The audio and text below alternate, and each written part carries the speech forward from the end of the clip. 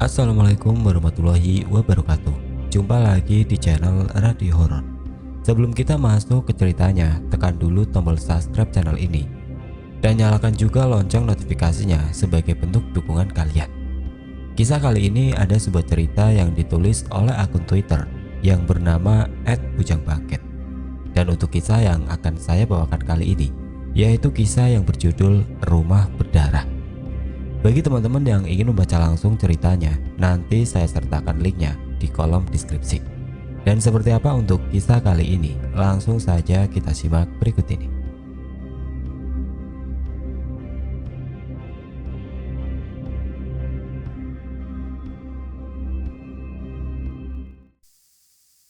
Kali ini dari pengalaman pribadi. Tahun 2016, sempat mau beli rumah karena harganya yang murah. Rumah kayu di tepi kota Pontianak itu ternyata menyimpan banyak cerita.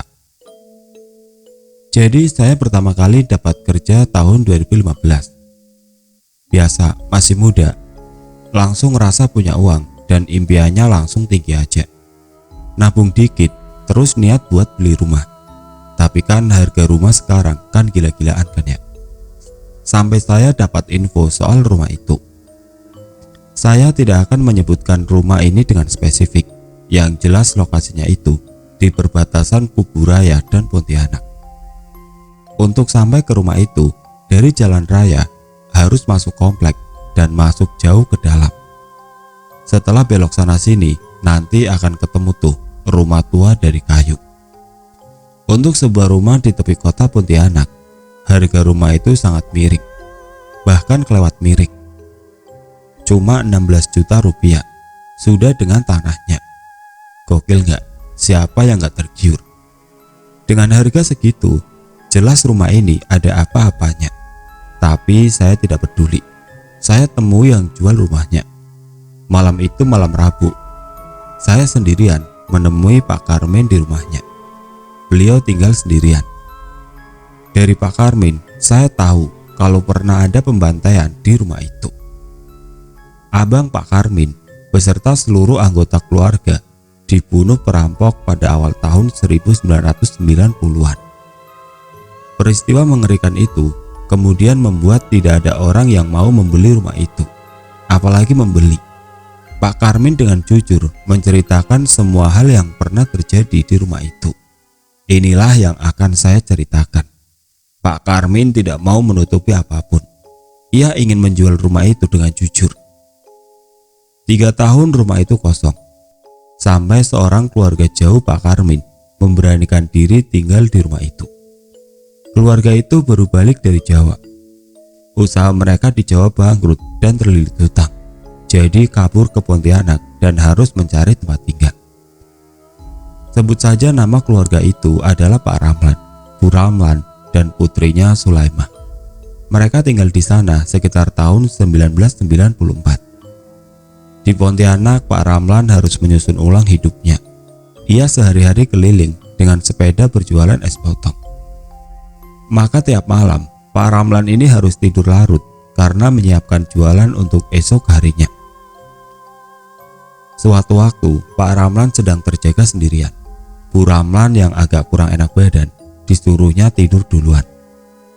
Saat sedang serius, Pak Ramlan mendengar langkah kaki manusia di atas lantai papan.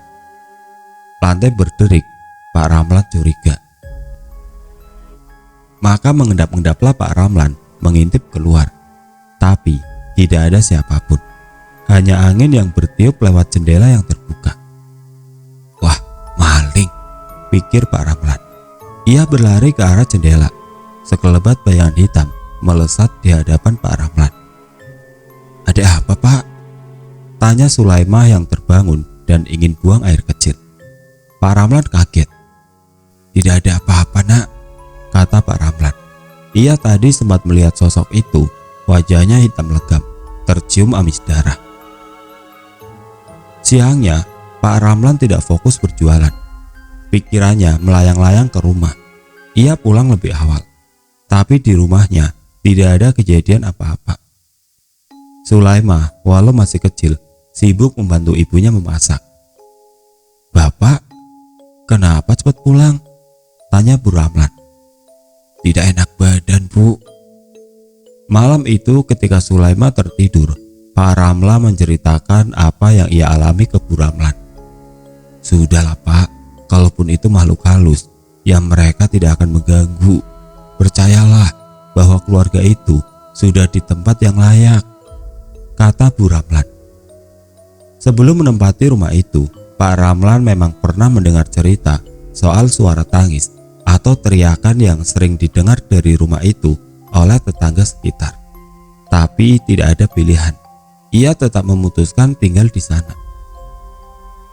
Dini hari sekitar pukul 3, pintu rumah diketuk orang. Pak Ramlan yang sedang terlelap tidur terbangun. Ia membuka pintu ditemani Bu Ramlan. Pak RT berdiri di depan pintu bersama 5 warga. Ada apa, Pak? Kami yang hendak bertanya apa yang terjadi di rumah ini, tanya Pak RT. Maksud Bapak? Pak Ramlan mengernyitkan dahi. Pak Agung mendengar suara letusan senjata api dari rumah ini, kata Pak RT. Tidak ada letusan apapun, Pak. Kami tertidur lelap, kata Pak Ramlan. Sulaima yang juga terbangun berdiri di tengah ibu dan bapaknya. Bapak yakin? Tanya Pak RT. Yakin. Pak RT dan bapak-bapak lain berpandangan. Mereka mengangguk lalu berpamitan. Kabar suara ledakan itu ternyata cepat beredar di masyarakat. Hingga besok malamnya saat sedang makan, Sulaima bertanya pada bapaknya. Pak, apa benar rumah ini ada setannya? Kata siapa? Kata teman-teman, katanya tadi malam ada suara setan dari rumah ini. Maka Bu Ramlan dan Pak Ramlan berusaha menenangkan Sulaima. Sulaima merasa takut, ia sulit tertidur malam itu. Pukul 12, Sulaima demam tinggi, nafasnya terengah-engah. Pak Ramlan panik. Dilarikanlah Sulaima ke rumah sakit. Malam terasa panjang. Pak Ramlan dan Bu Ramlan menemani Sulaima kecil. Keringat sebesar biji jagung mengalir di kening Sulaima. Sementara Bu Ramlan menjaga Sulaima, esok harinya Pak Ramlan harus kembali ke rumah. Saat masuk ke rumah, Pak Ramlan merasa suasana yang berbeda. Entah karena sedang dirundung masalah atau memang ada sesuatu di sana. Pak Ramlan lalu mendengar suara tangis anak kecil dari kamarnya. Bulu kuduk Pak Ramlan merinding, tapi ia memberanikan diri kalau memang rumah itu berhantu. Ia ingin melihat sendiri, agar tidak sekedar katanya. Suara itu semakin keras. Terdengar pula suara pintu lemari diketuk-ketuk dari dalam. Duk, duk, duk, duk, duk. Bapak, bapak, bapak. Terdengar suara dari dalam. Pak Ramlan kenal sekali dengan suara itu. Itu suara Sulaima. Maka dengan cepat Pak Ramlan membuka pintu lemari. Ia kaget bukan kepalang. Tampak Sulaima tengah duduk di dalam lemari. Sulaima, kenapa kamu di sini? Main, kata Sulaima. Keluar. Nggak mau. Sulaima senang main di sini, kata Sulaima. Selamat tinggal Bapak, katanya lagi. Lalu pintu lemari tertutup. Pak Ramlan panik. Ia berusaha menarik pintu lemari. Tidak ada siapapun. Pak Ramlan tidak habis pikir. Ia jelas sekali melihat Sulaima di sana. Maka ia sempat berkeliling rumah, tapi memang tidak ada siapa-siapa. Apakah ini sudah membuat pikirannya terganggu? Pak Ramlan mengambil barang-barang yang diperlukan dan kembali ke rumah sakit. Yang ia temui di rumah sakit adalah Bu Ramlan yang berderai air mata. Juga jasad Sulaima yang telah terbujur kaku. Sulaima telah tiada. Sebuah peristiwa yang memukul jiwa Pak Ramlan. Pak Ramlan tidak mengerti apa yang sebenarnya terjadi. Yang jelas, ia merasa rumah itu telah dikutuk. Maka setelah Sulaima dikebumikan, pergilah ia bersama Bu Ramlan mencari kontrakan. Setelah berjualan, ia punya sedikit tabungan, setidaknya untuk mengontrak hingga sebulan ke depan. Pak Karmin mengakhiri ceritanya. Lalu setelah itu, Tanya saya. Ada lagi yang tinggal di sana. Karena tahun 2000 rumah itu saya kontrakan, kata Pak Karmin. Pak Karmin menyesap kopinya lalu memulai cerita yang kedua. Setelah kejadian itu, rumah itu kembali kosong. Tapi Pak Karmin merasa sangat sayang kalau rumah itu tidak ada yang menepati. Maka dipanggillah orang pintar untuk mengusir setan di rumah itu. Tidak lupa diadakan pula selamatan alias tolak bala. Maka mulailah berdatangan calon pengontrak. Pak Karmin menceritakan semuanya soal seluk-beluk rumah itu. Dan pengontrak ini setuju. Sebut saja namanya Sofyan. Ia punya istri yang sedang hamil bernama Rahmi. Sofyan dan Rahmi ia pengantin baru. Di rumah istrinya, Sofyan sering merasa tidak nyaman dengan mertuanya. Jadi diputuskanlah cari kontrakan. Posisi rumah itu tidak jauh dari tempat kerja. Harga sewanya juga miring. Sofyan, alumni pesantren, urusan makhluk halus bukan hal yang baru baginya. Ia percaya itu hanya ulah setan untuk menggoda manusia. Sebuah peristiwa terjadi di malam ke-7 mereka tinggal di rumah itu. Sekitar pukul 11 malam, Sofyan mendengar suara ribut-ribut di luar. Terdengar suara adu mulut. Rahmi sudah tertidur. Maka Sofyan mengintip keluar, tidak ada siapa-siapa. Tapi di pojok ruangan yang gelap, Sofyan sekilas melihat ada 4 sosok berdiri seolah menatapnya. 2 dewasa dan 2 anak-anak. Sofyan memejamkan mata dan membaca doa. Sosok-sosok itu tiada. 3 hari kemudian, saat Sofyan sedang bekerja, Rahmi mendengar suara anak kecil berlari membuat lantai berderit. Rahmi yang sedang memasak kaget bukan kepalang ketika seorang anak berdiri di belakangnya. Sedang apa kamu di sini? Tanya Rahmi. Aku sedang bermain, kata bocah itu. Dengan siapa? Dengan temanku, tapi mereka sedang sembunyi. Di mana? Di sini. Kok main di rumah saya? Ini rumah saya, kata gadis kecil itu. Main di luar saja ya, kata Rahmi. Tidak. Di sini saja, kata anak kecil itu bersikukuh. Rahmi heran, kenapa anak itu bermain di rumahnya. Namanya siapa? Sulaimah, sahut anak kecil itu, lalu berlari sambil tertawa meninggalkan Rahmi. Rahmi diam 1000 bahasa. Rahmi ingat cerita Pak Karmin, ia terduduk menggigil ngeri.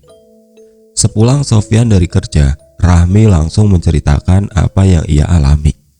Malam itu juga mereka berkemas kembali ke rumah Rahmi. Sofyan kembali ke rumah mertua, mengalah karena kasihan pada istrinya. Pak Karmin melanjutkan cerita. Penghuni ketiga, seorang janda beranak 1 bernama Rati. Anaknya kita panggil saja dengan Bima. Usia Bima 8 tahun. Rati sehari-hari bekerja sebagai buruh cuci. Setiap pagi ia akan pergi ke rumah pelanggannya untuk mencuci pakaian mereka. Dalam sehari ia bisa berpindah 2 hingga 3 rumah. Rati memang sering mendengar suara-suara aneh di malam hari. Tapi Rati tipikal perempuan yang keras pada dirinya sendiri. Walau ia takut, tapi buatnya itu tidak masalah. Toh ia dan anaknya tidak dalam bahaya. Sampai suatu hari Bima bilang ke ibunya, "Mah, pulang sekolah, Bima langsung pulang aja." "Kamu berani sendirian?" tanya Rati. "Kan Bima punya temen mas sekarang," kata Bima. Rati senang anaknya punya teman, maka Bima diizinkan pulang. Karena biasanya Bima menyusul ibunya. Seperti itulah keseharian Bima. Setiap malam ia bercerita pada ibunya tentang temannya, seorang anak perempuan bernama Sulaimah. Rati tidak curiga sama sekali. Namun ketika Pak Parmin bertamu ke rumahnya untuk memeriksa, Rati menemukan fakta yang mengejutkannya. Tak ada Sulaimah di sini. Lalu Pak Karmin menceritakan semua kejadian yang pernah terjadi di rumah itu. Ketika Bima pulang, Rati langsung menodongnya pertanyaan. "Dari mana kau, Bima?" "Main mah sama Sulaima." "Bohong, tidak ada Sulaima."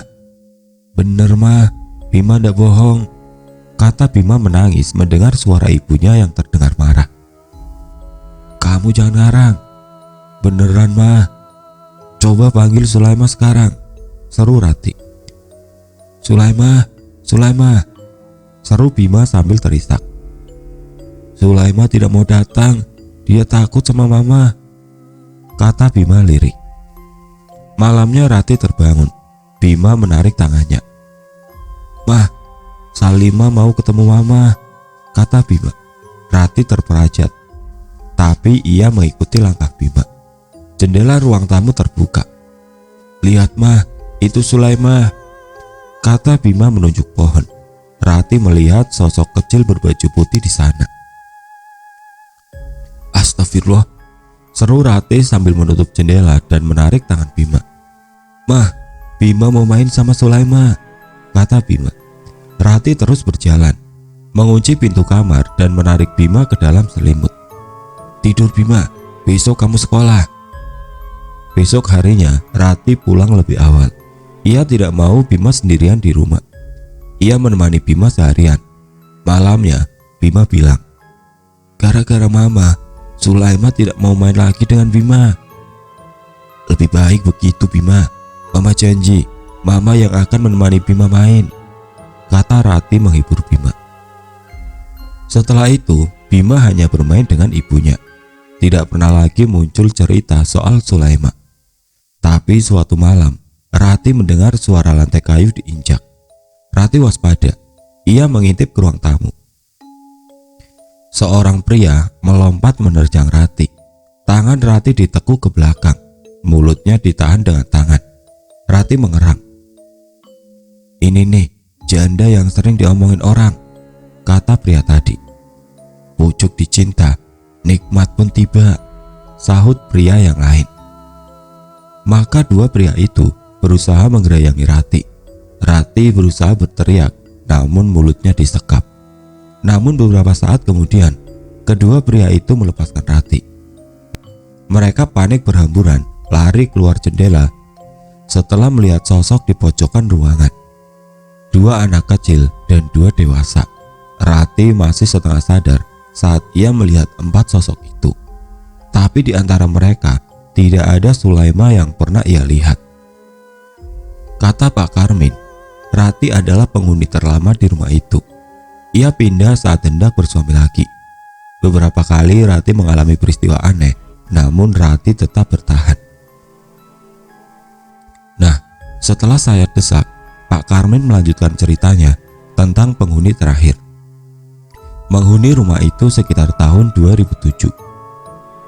Penghuni yang terakhir menempati rumah itu namanya Samsul, seorang mahasiswa dari Jawa. Kuliah di Pontianak karena lulusnya di Pontianak. Keseberang pulau pun dijalani demi kuliah di PTN. Ia juga dapat beasiswa bidik misi.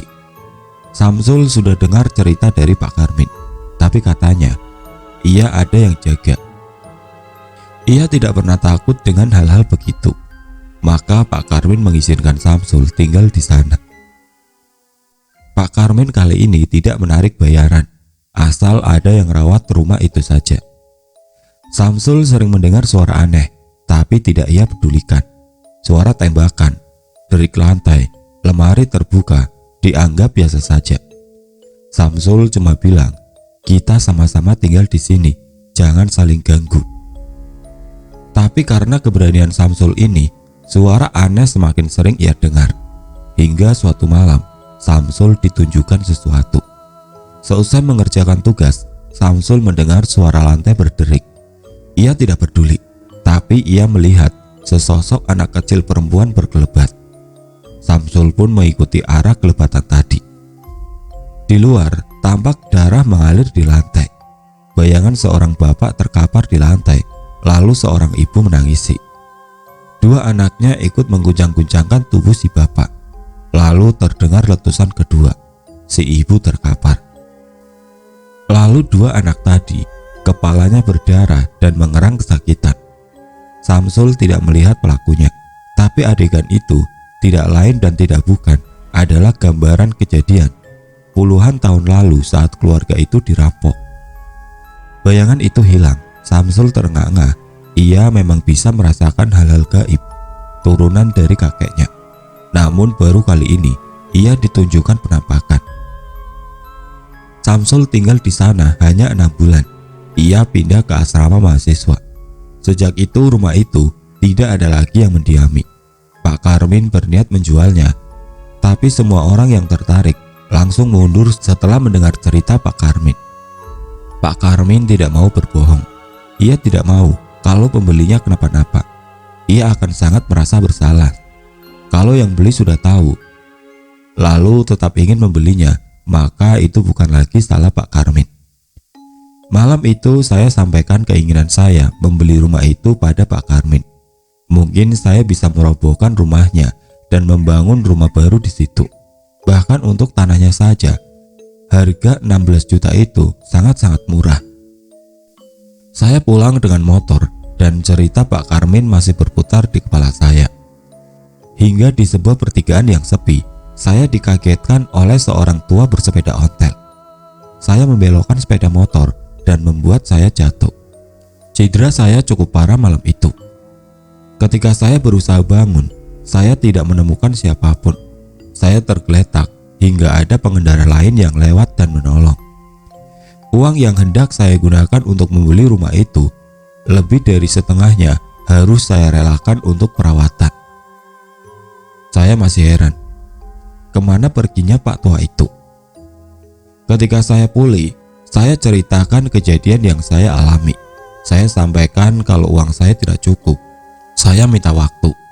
Tapi ekspresi wajah Pak Karmin berubah. Dia bilang, dia tidak jadi menjual rumah itu. Sampai sekarang, saya tidak tahu kenapa. Dan terakhir, saya lewat rumah itu tahun 2019. Rumah itu sudah semakin lapuk dan tidak mungkin ditinggali lagi.